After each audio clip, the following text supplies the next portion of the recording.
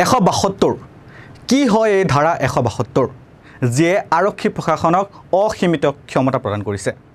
আজি এই বিষয়টো দাঙি ধৰাৰ উদ্দেশ্য এইটো যে দৈনিক ভাস্কৰত কি লিখা হৈছে চাওক। ইয়াত লিখা হৈছে যে নতুন বিধান নতুন বিতৰ্ক, আৰক্ষী ক্ষমতাৰ নতুন নাম 172, কেৱল অমান্যতাৰ বাবে আটক কৰিব পাৰে আৰক্ষীয়ে। আৰক্ষীৰ নিৰ্দেশক আওকাণ কৰিলেও দণ্ডাধীশৰ আগত হাজিৰ নোহোৱাকৈ 24 ঘণ্টা ধৰি জিম্মাত ৰাখিব পাৰি। অকাৰণতে আটক কৰাৰ ক্ষমতাৰ বিৰোধিতা।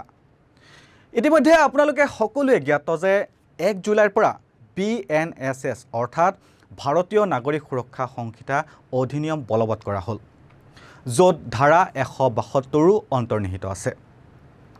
এই যি 172 ধাৰা আছে, সেই ধাৰাই এতিয়া আৰক্ষীক অসীমিত ক্ষমতা প্ৰদান কৰিছে আৰু এতিয়া এই অসীমিত ক্ষমতাৰ ওপৰত বহু বিতৰ্কৰ সৃষ্টি হোৱা দেখা পোৱা গৈছে। চাওক দৈনিক ভাস্কৰত কি লিখা হৈছে। বিতৰ্কৰ এটা দিশ হ'ল এই খণ্ডটো যিয়ে আৰক্ষীক আটক কৰাৰ অধিকাৰ প্ৰদান কৰে, যিয়ে আৰক্ষী বিষয়াৰ বৈধ নিৰ্দেশনা পালন নকৰিব। একাংশ আইনী বিশেষজ্ঞই এই ধাৰাটোৰ বিৰোধিতা কৰিছে। তেওঁলোকৰ মতে ইয়াৰ ফলত আৰক্ষীৰ শাসন আৰম্ভ হ'ব। এইটো ঠিক তেনেদৰে হ'ব যেনেদৰে সৰু শিশুৰ হাতত মাৰাত্মক অস্ত্ৰ দিয়াৰ সদৃশ। তেওঁলোক কোনো নাভাবি চিন্তা চৰ্চা নকৰি কোনো লোকৰ ওপৰত আক্ৰমণ কৰিব পাৰে। অৱশ্যে একাংশ অৱসৰপ্ৰাপ্ত বিষয়াই ইয়াৰ পক্ষতো আছে।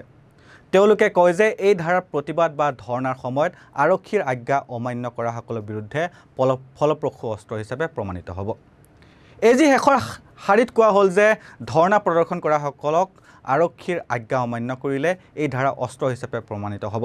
এতিয়া আপোনালোকে কওকচোন, ধৰ্ণা বা নিজৰ অধিকাৰৰ বাবে প্ৰতিবাদ কৰাও এতিয়া অপৰাধ হ'লনে?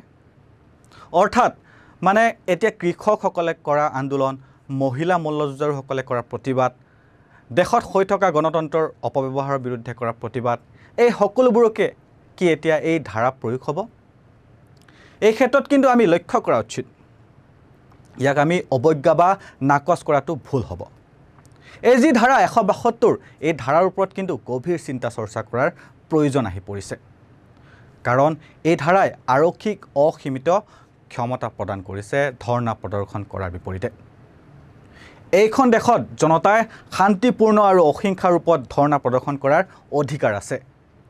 ঋষি কুমাৰ শুক্লা মধ্যপ্ৰদেশৰ পূৰ্বৰ আৰক্ষী সঞ্চালক প্ৰধান, তেওঁৰ ৰায় মই শুনাই লৈছোঁ। তেওঁ কৈছে, নতুন আইন ৰূপায়ণৰ অৰ্থ এইটো নহয় যে কোনো পৰিৱৰ্তন নহ'ব। যদি কোনো ধাৰাত কোনো বৈপৰীত্য বা আইনী বাধা থাকে তেন্তে তাত পৰিৱৰ্তন কৰা হ'ব। গোচৰ পঞ্জীয়ন হোৱাৰ পিছত আদালতত বিচাৰ আৰম্ভ হ'লেহে যিকোনো ধাৰাত থকা অভাৱ অভিযোগ পোহৰলৈ আহিব। IPCC, RPCCতো সংশোধনীৰ কাম চলি আহিছে। ইয়াত তেওঁ কৈছে যে আইনৰ সংশোধনী হ'ব, কিন্তু যি আইন বৰ্তমান সন্মুখত আছে সেই বিষয়ত কি ক'ব আপুনি?